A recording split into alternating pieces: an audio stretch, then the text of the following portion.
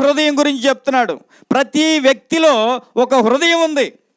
ఆ హృదయం ఎలాంటిదంటే దేహంలో ఉన్న అవయవముల కంటే, దేహంలో ఉన్నటువంటి అవయవములన్నిటికంటే బహు భయంకరమైంది. ఇది ఒక డేంజర్ అయింది. ఏంటిదంటే హృదయం.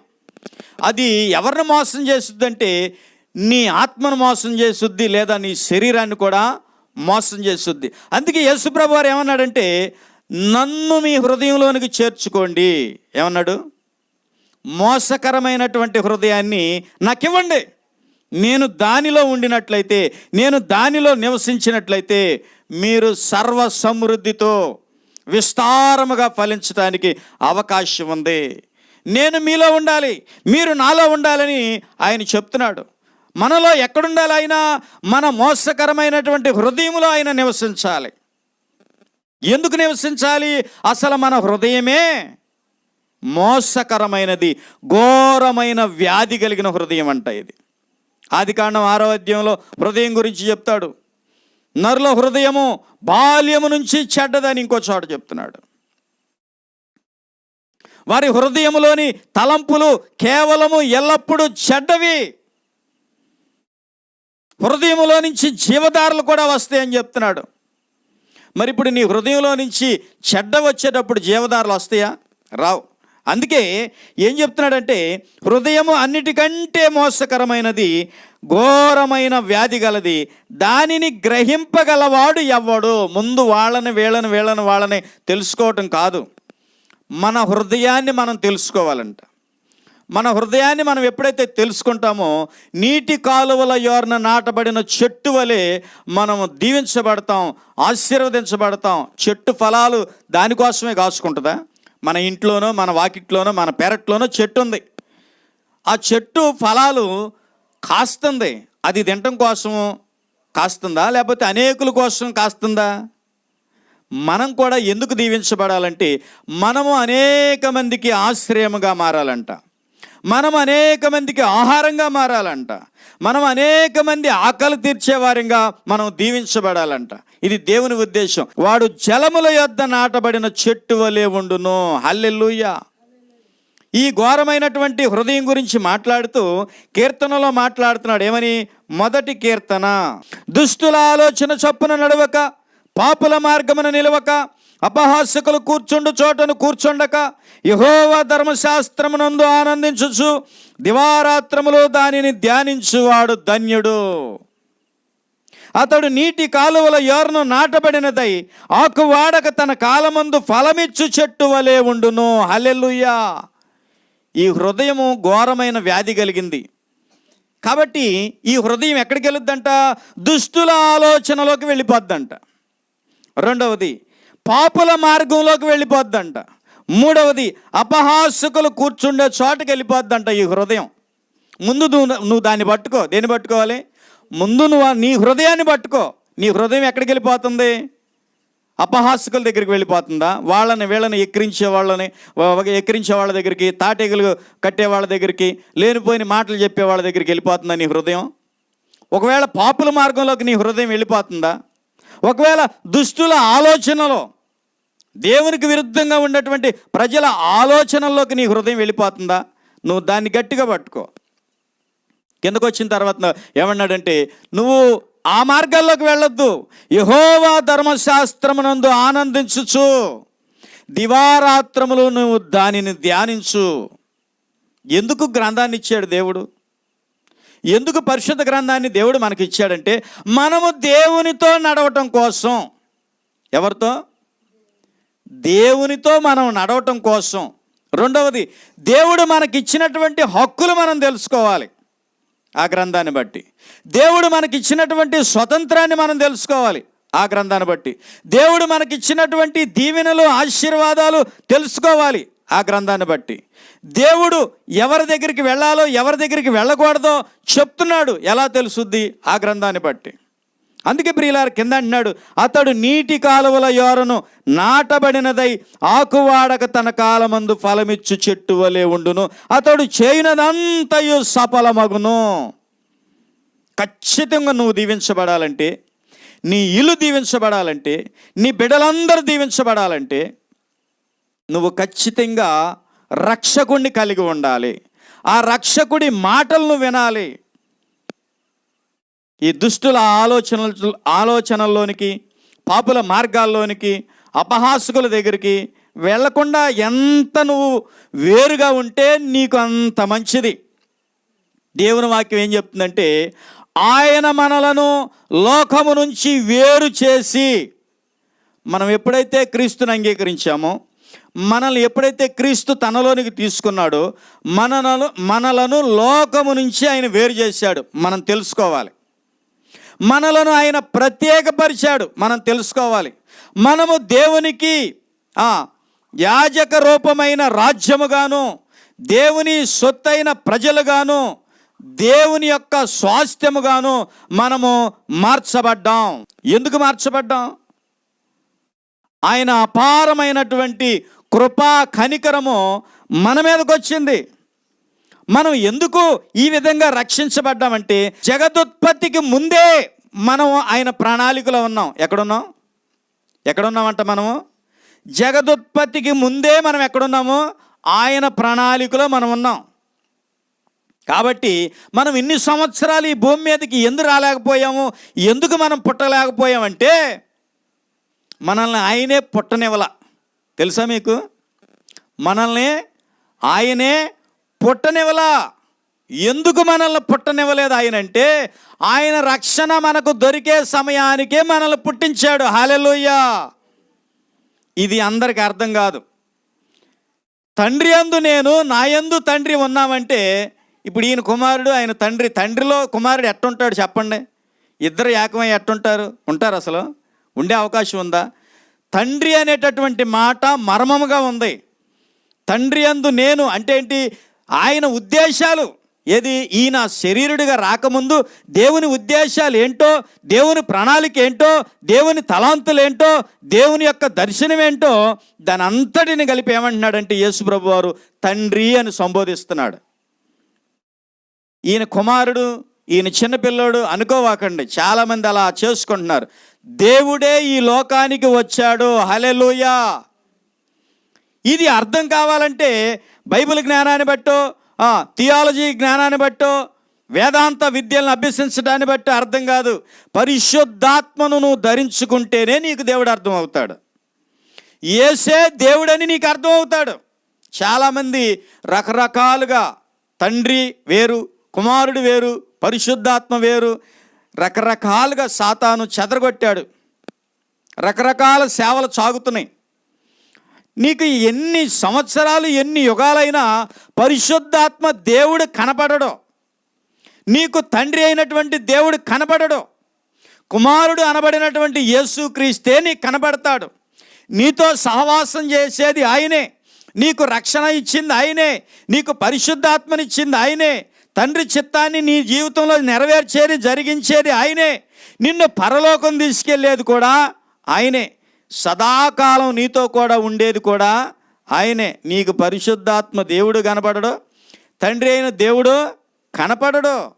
నీకు కనపడేది యేసు ఒక్కడే. ఆయనలోనే తండ్రి ఉన్నాడు అని చెప్తున్నాడు.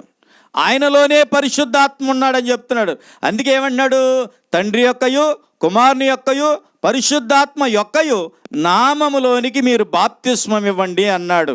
ముగ్గురు ఒకటే. ఏంటిది? ముగ్గురు ఒకటే. ఒకప్పుడు తండ్రిగా, ఆత్మగా ఉండి పరిపాలన చేసినటువంటి యేసు ఈ లోకానికి కుమారుడిగా వచ్చాడు. ఈ లోకానికి కుమారుడిగా వచ్చినటువంటి ఆ తండ్రే, ఆ యేసే తన ప్రాణాన్ని, తన రక్తాన్ని లోకం కోసం చిందించి మరలా ఆయనే పరిశుద్ధాత్మగా ఇప్పుడు పరిపాలన చేస్తూ ఉన్నాడు. ఈ లోకమంతా, ఈ సువార్త అంతా, ఈ మీటింగులు కానీ ఇదంతా చేసేది ఎవరు అనుకుంటున్నారు? ఎవరో? పరిశుద్ధాత్మ దేవుడు. ఎవరో? ఆయనే యేసు. హల్లెలూయా. కాబట్టి ప్రియులారా, ఏం చెప్తుంది దేవుని వాక్యం అంటే, మీరు ఆయనతో నిలిచి ఉండాలి, ఆయన మీలో నిలిచి ఉండాలి, మీరు బహుగా ఫలిస్తారు అంటున్నాడు. దేవుడు నరులను సృజించినప్పుడు వారిని ఆశీర్వదించాడు. ఎప్పుడు ఆశీర్వదించాడు నరులనంటే, శరీరాల్లోనికి నరులు రాకముందే వాళ్ళని ఆశీర్వదించాడు. ఎక్కడికి రాకముందు? శరీరంలోనికి రాకముందే దేవుడు వారిని ఆశీర్వదించాడు. మీరు ఫలించాలి, మీరు విస్తరించాలి, మీరు నిండించాలి. దేవుడు కూడా మన వలె శరీరాన్ని ధరించుకొని ఈ లోకానికి వచ్చి అప్పుడు కూడా ఆయన ఏమని చెప్తున్నాడు? నేను నిజమైన ద్రాక్షావళిని, మీరు నాలో నేను మీలో ఉంటే మీరు బహుగా ఫలిస్తారన్నాడు. నేను తిరిగి వెళ్ళని యెడల పరిశుద్ధ ఆత్మ మీ మధ్యలోనికి రాడు అన్నాడు. ఎందుకని రాడు? అసలు పరిశుద్ధ ఆత్మ అనేటటువంటి ఆయనే ఈయన, కుమారుడు అనబడినటువంటి ఆయనే ఈయన, దేవుడు అనబడినటువంటి ఆయనే ఈయన. అందుకే ప్రియులారా, మనకి యూట్యూబుల్లో ఈ వాక్యం బాగుంటుంది, ఈ వాక్యం బాగుంటుంది, ఈ పాస్టర్ గారు చెప్తున్నారు, ఈ పాస్టర్ గారు చెప్తున్నారు అని వింటున్నాం మనం. చాలామంది చర్చికి వెళ్ళనోళ్ళు, వెళ్ళేవాళ్ళు, చర్చికి ఈ పూట వెళ్ళలేకపోయాం, సరే ఇందులో వాక్యం విందాం, సరే చర్చితో సంబంధం తీసేయండి, ఏదో ఒక పూట పొద్దున మధ్యాహ్నం సాయంత్రం వాక్యం విందామని చాలామంది వాక్యం వింటున్నాం. ఇందులోకి ఏమొచ్చేసినాయి అంటే చాలా వరకు రెండవ యేసు బోధలు వచ్చేసినాయి. ఏమొచ్చేసినాయి? గురి తప్పించుట. పాపం చేయటం అంటే ఏంటి అర్థం? గురి తప్పుట. మనం ఎప్పుడైతే గురి తప్పుతామో, ఆ గురికి వెళ్ళి మనం ఎప్పుడైతే రీచ్ అవ్వమో, పరలోకం అనే దాన్ని మనం ఎప్పుడైతే పోగొట్టుకుంటామో, మనం ఏం చేసిన వాళ్ళం అవుతాం? తప్పు చేసిన వాళ్ళమి, పొరపాటు చేసిన వాళ్ళమి, పాపం చేసిన వాళ్ళమి అవుతాం. కాబట్టి ఎందుకు అంటే దేవుడు మన ముందు ఏం పెట్టాడంటే ఒక గురిని పెట్టాడు. పౌలు గారు ఏమంటాడు? నేను గురి వద్దకే పరిగెత్తుచున్నాను. నేను గురి వద్దకు పరిగెత్తేటప్పుడు ఎన్నో అడ్డంకులు వస్తాయి, ఎన్నో ఇబ్బందులు వస్తాయి, ఎన్నో రోగాలు వస్తాయి, ఎన్నో అప్పులు వస్తాయి, ఎన్నో నిందలు వస్తాయి, ఎన్నో అవమానాలు వస్తాయి. ఇప్పుడు యేసు ప్రభు వారు నీళ్ల మీద నడుస్తూ ఉన్నాడు. పేతురు చూశాడు, నేను కూడా నడవచ్చా ప్రభు అని అడిగితే పేతురు రమ్మన్నాడు. పేతురుని ఏమన్నాడు ఆయన? ఇప్పుడు పేతురు నడుచుకుంటూ వెళ్తున్నాడు. పేతురు నడుచుకుంటూ వెళ్తుంటే బాగా గాలి వస్తుంది, తుఫాను వస్తుంది అని ఉంది. సరే, తుఫాను సంగతి పక్కన పెడదాం. ఇప్పుడు గాలి వస్తుంది.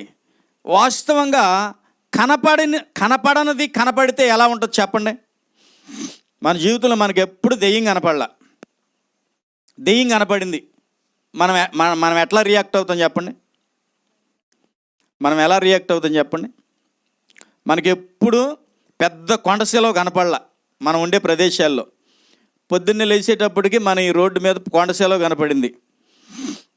ఆ యూట్యూబ్లో వాటిలో ఇట్లో మనం చూసాం, కొండశిలవ చుట్టేసుకుని మీలేసి చంపేసి మింగేస్తుంది. ఇప్పుడు అది కనపడంగానే మనకి ఎలా ఉంటుంది? అవునా? భయం వచ్చుద్దా రాదా? ఇప్పుడు పేతురు గారు ఆ నీళ్ళ మీద నడుచుకుంటూ వెళ్తున్నప్పుడు పేతురు గారికి ఏం కనపడిందంట? ఏం కనపడింది? మీరు ఈ మాట విన్నారో వినలేదు నేను చెప్తున్నా. పేతురు గాలిని చూచి భయపడి. హల్లెలూయా! అసలు గాలి ఎవరికన్నా కనపడద్దా? కానీ ఇప్పుడు పేతురు గారికి ఏం కనపడింది? ఏం కనపడింది? గాలి కనపడి పేతురుని ప్రభు దగ్గరికి వెళ్లకుండా పేతురుకి భయం వచ్చే పని చేసింది. ఏం చేసిందంట? నిజంగానే గాలి ఎవరికి కనపడుద్ది? ఈ సృష్టిలో ఉన్నటువంటి గాలి ఎవరికి కనపడుద్ది? నీళ్ళు ఎలా ఉన్నాయో దేవునికి తెలుసు, గాలి ఎలా ఉందో దేవునికి తెలుసు. మనకు తెలుసా గాలి ఎలా ఉందో? మనకు తెలుసా గాలి? తెలీదు. కానీ అక్కడ దేవుని వాక్యం ఏమి రాయబడిందంటే పేతురు గాలిని చూచి భయపడి. హల్లెలూయా! మరి ఎప్పుడు పేతురు జీవితంలో గాలిని చూడలేదు. కానీ ఇప్పుడు పేతురుకి ఏం కనపడింది? గాలి కనపడింది. ప్రభు దగ్గరికి వెళ్ళేటప్పుడు ప్రభు రమ్మన్నాడు. ఇవాళ మనల్ని కూడా ప్రభు రమ్మంటున్నాడు. ప్రభు దగ్గరికే మనం ప్రయాణం అయ్యాం. మనకిప్పుడు ఎప్పుడు ఎదురవునటువంటి సమస్యలు ఎదురవుతాయి. ఎప్పుడు రానటువంటి అనుకోనటువంటి నిందలో, అప్పులో, ఆపదలో మన దగ్గరికి వస్తాయి. ఇప్పుడు మనకు భయం వచ్చుద్దా రాదా? వచ్చుద్ది. హల్లెలూయా! అయితే సువార్తను నమ్మటాన్ని బట్టి, యేసును అంగీకరించడాన్ని బట్టి శ్రమలో, నిందలో, అవమానాలు వస్తాయని యేసయ్య చెప్పాడు, చెప్పలేదా? ఖచ్చితంగా చెప్పాడు ఆయన. నా నిమిత్తము మీకు నిందలో, అవమానాలు, శ్రమలో, రోగాలు అన్నీ వస్తాయి. అయినా సరే మీరేం చేయాలి? నా మాట విని నన్ను వెంబడించండి అన్నాడు. మరి ఇప్పుడు చాలామందికి, సంఘంలో చాలామందికి శ్రమలు వస్తున్నాయి. వాళ్ళ మేలు కోసం వస్తున్నాయా లేకపోతే వాళ్ళ కీడు కోసం వస్తున్నాయా? శ్రమలో సహాయం చేసే దేవుడు ఆయన. శ్రమలో తోడై ఉండే దేవుడైన, శ్రమల నుండి రక్షించే దేవుడైన చాలామంది ఈ శ్రమలను చూసి, ఈ నిందలను చూసి, ఈ అప్పులను చూసి, ఈ రోగాలని వ్యాధులను చూసి చాలామంది మీకు తెలియదు ప్రభువుని వదిలేసి వెళ్ళిపోతున్నారు. వాళ్ళకి చెప్తున్నారు, అమ్మా ఇప్పుడు వెళ్ళక ముందు బాగుంది అంటున్నావుగా, ఇప్పుడు వెళ్ళిన కాడి నుంచి లేనిపోని అన్నీ వత్తని అంటున్నావుగా, ఇదిగో నా మాటిని మానేసేయి, అక్కడే ఏ తెత్తనమోను యాపెత్తనం కడతారు, ఇల్లు కట్టించుకో. కట్టంగానే ఆడొచ్చి పక్కన ఉంటాడు, నిన్నేం డిస్టర్బ్ చేయడు. ఏం చేయడు? నిన్ను డిస్టర్బ్ చేయకుండా నిన్ను ప్రశాంతంగా జాగ్రత్తగా నిన్ను నరకం ఎత్తుకుపోతాడు. ప్రభుతో నువ్వు ఉండటాన్ని బట్టి ఈ శ్రమలన్నీ నీ దగ్గరకు వస్తాయి. ఈ శ్రమలను నువ్వు దాటే విశ్వాసాన్ని నువ్వు సంపాదించుకోవాలి. నా దేవుడు ఏదైనా చేస్తాడు, ఇది నన్నేం చేయదు, విశ్వాసంతో దాటాలి. ఈ రోగం నన్నేం చేయదు, ఈ అప్పు నన్నేం చేయదు, ఈ వ్యాధి నన్నేం చేయదు, ఈ నిందలు నన్నేం చేయవు, ఈ బలహీనతలు నన్నేం చేయవు. ఆయన వైపు చూస్తూ వెళ్ళిపోవాలంట. ఇది విశ్వాస యాత్ర. హల్లెలూయా. ఎందుకు మనుషులు ఫలించలేకపోతున్నారంటే పేతురు గాలిని చూసినట్టు వీళ్ళు కూడా ఏటినో చూస్తున్నారు. హల్లెలూయా. అందుకే వారి జీవితంలో ఎన్ని సంవత్సరాలు వెళ్తూ ఉంటారో శ్రమ రాగానే మానేస్తారు. మళ్ళీ ప్రశాంతంగా ఉన్నప్పుడు అమ్మో దేవుడు అమ్మ మళ్ళీ పరలోకం పోద్దామని అని మళ్ళీ వెళ్తూ ఉంటారు. ఇలా కాదు విశ్వాస జీవితం.